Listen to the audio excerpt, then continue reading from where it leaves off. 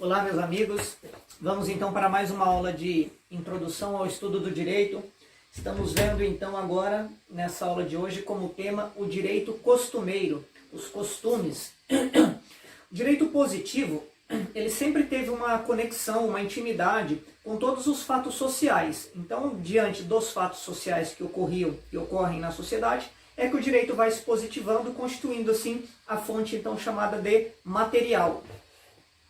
No passado, havia uma influência muito grande, no aspecto da influência dos fatos sociais na composição, na formação do direito. Principalmente o costume, que além de ser daí uma fonte material, ele é tido como uma fonte material, ele é uma forma de expressar realmente o direito. Tá? Seria essa primeira consideração que nós fazemos. Primeiramente, então, nós temos aí o direito positivado como fonte material e temos também os costumes, que na verdade traz uma expressão ainda maior do que vem a ser o direito. Na atualidade, os costumes eles têm pouca expressividade, eles não são muito utilizados, com função apenas de suplementar, de complementar aonde a lei, onde não haver previsibilidade da lei. O direito escrito, ele já absolveu, então, quase que a totalidade das normas que eram tidas como costumes. Então, determinados costumes, muitas vezes, acabaram sendo positivados em lei.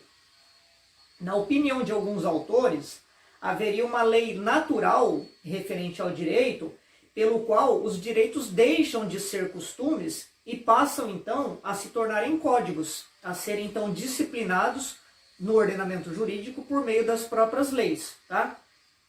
Alguns autores, então, entendem que é uma ordem natural. Normalmente, diante dos fatos sociais, acabam-se havendo alguns costumes referentes àquilo, em situações que são relevantes para a sociedade, e, consequentemente, de uma forma quase natural, esses costumes acabam sendo codificados, ou seja, então, transformados em leis. Entre os antigos, alguns, todavia, não compreendem dessa forma, que a formação assim, do direito foi de forma totalmente espontânea, totalmente democrática, em comum acordo por todos.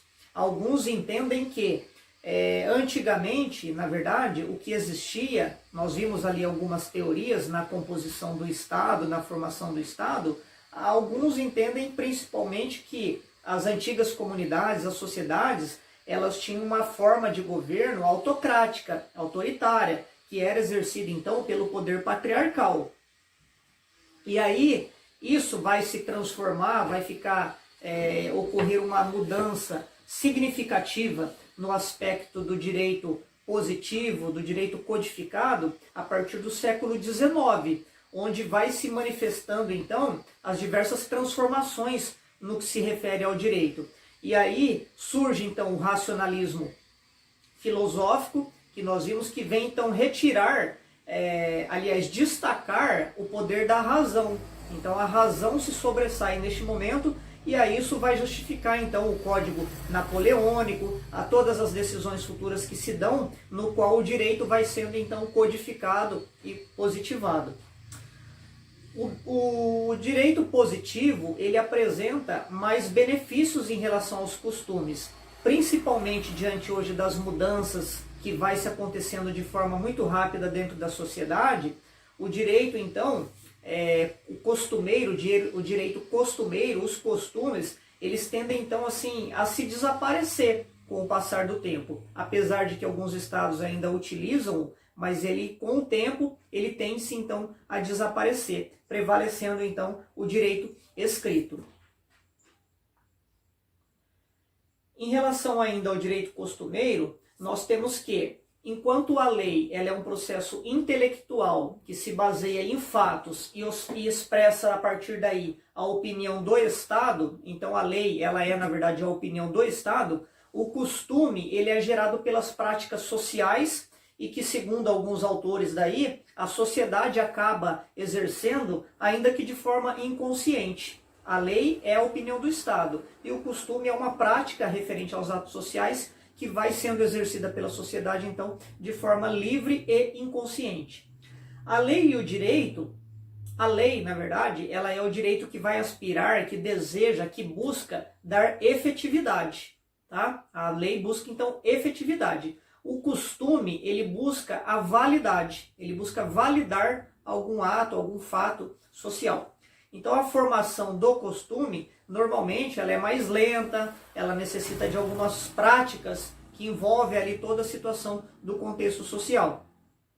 Diante de uma situação concreta que é não definida, então, pela norma, se não há alguma norma, normalmente adota-se daí, nesse caso, o bom senso de aplicar-se de forma subsidiária os costumes, tá? Então, ou seja, práticas que vão sendo reiteradas, situações que vão sendo vivenciadas constantemente por uma determinada sociedade, e aí essa pluralidade de casos que vão ocorrendo no decorrer do tempo, acabam virando, então, uma norma chamada de costumeira, tá? Então, isso seria a definição, o conceito aí do direito costumeiro. Na sucessão, no decorrer do tempo, essas práticas, então, elas vão se transformando em normas.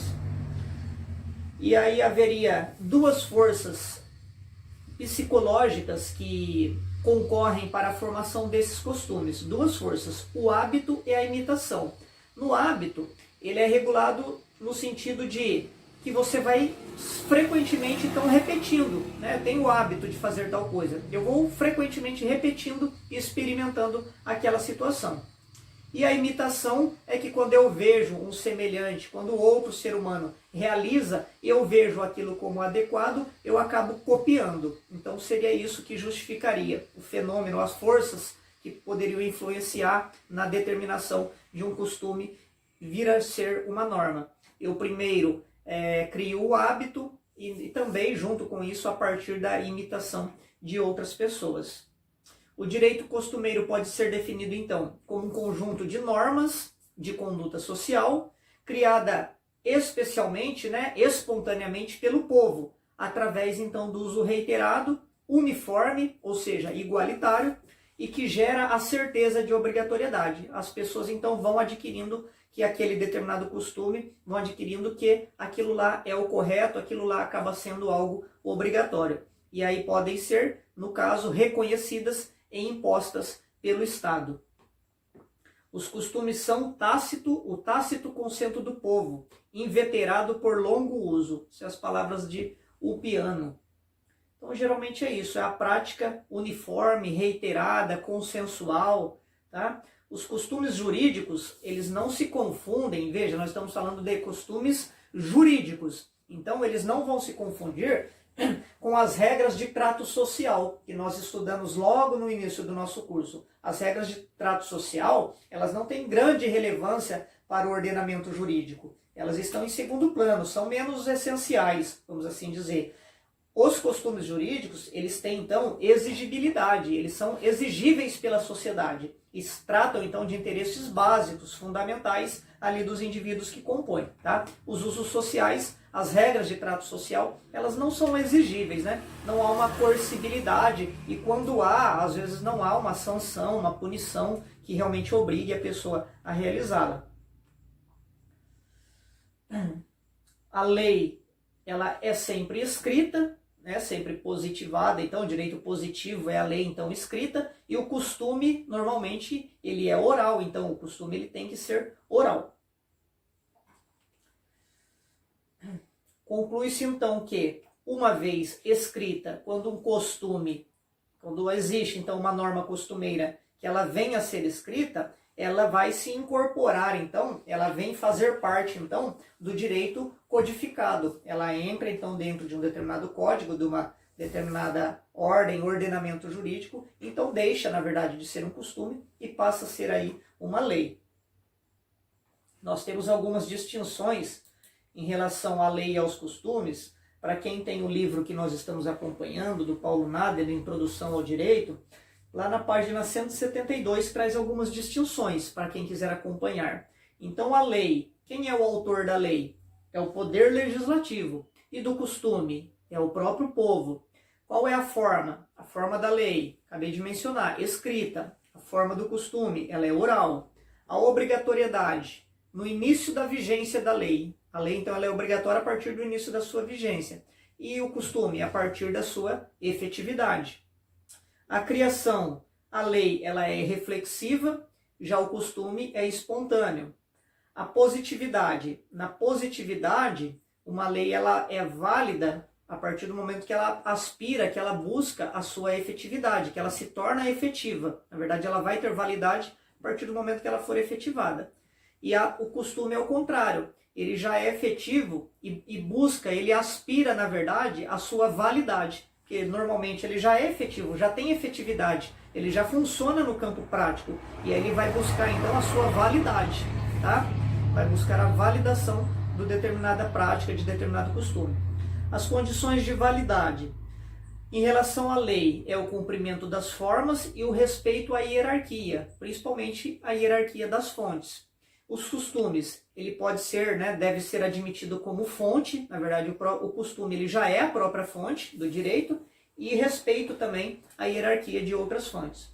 Quanto à legitimidade, uma lei se diz legítima quando ela traduz ali os valores e os próprios costumes, os costumes de uma determinada sociedade, os valores sociais dessa sociedade.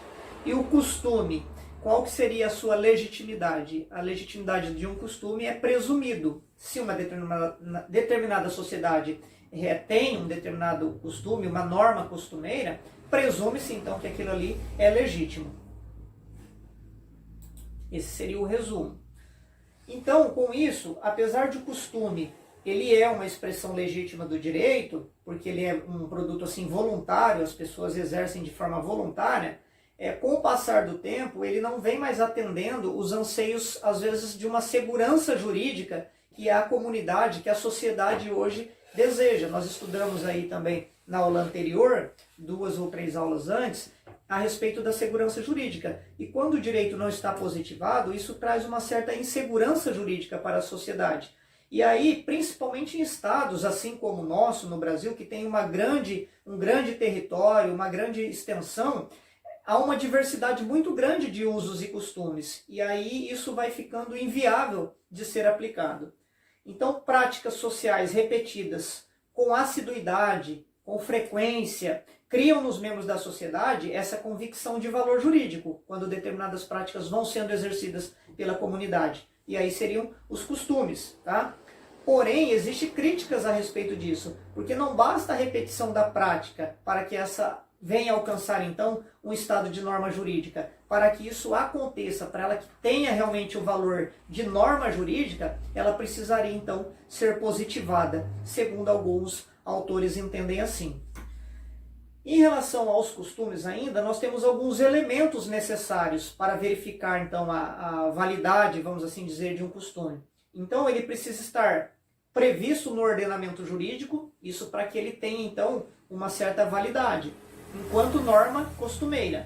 Então, precisa haver no ordenamento jurídico uma previsão, expressa ali de que ele é realmente uma forma de expressão do direito, e aí os dois elementos, na verdade, são material e psicológico. O material também é chamado de objetivo, elemento exterior, que seja essa repetição constante e igualitária, uniforme daquela prática no ambiente ali social. Então esse é o primeiro elemento, o elemento material, essa prática constante. O segundo é o elemento psicológico, que é subjetivo, é interno, inerente ao próprio homem, que seria o pensamento. Eu ter uma convicção de que aquela determinada prática, constante e uniforme, de que aquilo é necessário e também é obrigatório. Então eu tenho que ter essa convicção. Então seria um elemento que compõe o costume, enquanto norma de validade.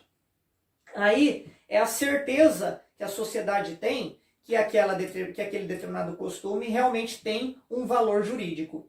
Daí existe duas correntes, uma corrente que entende que é necessário somente o elemento material e existe a corrente que entende que é necessário também o elemento psicológico. Aí as correntes são chamadas de materialistas, aqueles que entendem materialista, que entende que é necessário, então, que pressupõe, na verdade, que exista somente o elemento material, somente não necessitaria de haver uma convicção, esse elemento subjetivo, tá? E depois a segunda corrente que diz o contrário, a corrente chamada de espiritualista, que entende que é necessário para um costume somente o elemento subjetivo, somente aquela convicção de que determinada prática é correta ou tem um valor jurídico, tá? E aí são correntes distintas.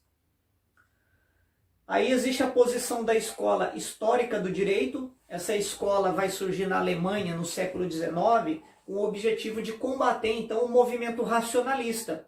E ela sustentava o movimento racionalista sustentava a tese então da codificação do direito a partir do raciocínio puro, somente o raciocínio puro e o método dedutivo, tá? Surgiu e aí essa escola histórica do direito vem a combater algumas ideias deste movimento. Aí essa escola apresenta algumas ideias no sentido de que, em relação ao direito costumeiro, a comparação do direito com a linguagem, ou seja, o direito ele teria suas regras formadas pelo próprio povo. Então, assim como a linguagem, o direito ele é formado pelo povo, e a missão dos juristas seria simplesmente prover a forma do direito, como o direito vai ser exercido a partir dos costumes, e não em si formar o direito. Não caberia, então, aos juristas a formação do direito, mas ele deveria, então, ter as suas regras, as suas normas elaboradas pelo próprio povo, assim como se dá na linguagem. Por isso que chama comparação do direito com a linguagem. Depois, tem-se a teoria do espírito ou consciência do povo como origem do direito. O povo seria origem do direito. O fenômeno jurídico, então, ele se fundamentaria em ideias assim abstratas, ou seja, conceitos que são extraídos a partir da razão, mas na consciência jurídica do próprio povo. Ou seja, como criação espontânea, o direito se daria, então, como criação espontânea das forças sociais. Aquilo que ocorre, então, dentro de um determinado ambiente, aquilo formaria o direito. Lógico, de forma lenta, gradual, às vezes até inconsciente, segundo os que são adeptos dessa corrente, dessa ideia. Então, o povo seria formado como origem do direito, a consciência, né? Não o povo em si, mas a origem, a consciência. Perdão, origem não. O espírito e a consciência do povo iria se formar como origem do próprio direito. Então aí eu teria essa criação do direito a partir dos fatos sociais que ocorrem na sociedade, onde então o direito iria se construindo de forma lenta e gradativa. E por terceiro nós temos o costume daí, dentro, né, da terceira teoria aqui dentro dessa escola histórica do direito, que o costume ele é como a fonte mais importante do direito. Então eles consideravam então o costume uma forma de manifestar o direito, que seria, no caso, superior à própria lei. Tá? Então a fonte, o costume sendo fonte material de direito, seria ainda mais importante, mais relevante do que a própria lei. Então são algumas ideias que surgem a partir dessa escola do direito. Comparando então o direito aí com a linguagem, depois o povo como origem do próprio direito e o costume como a fonte mais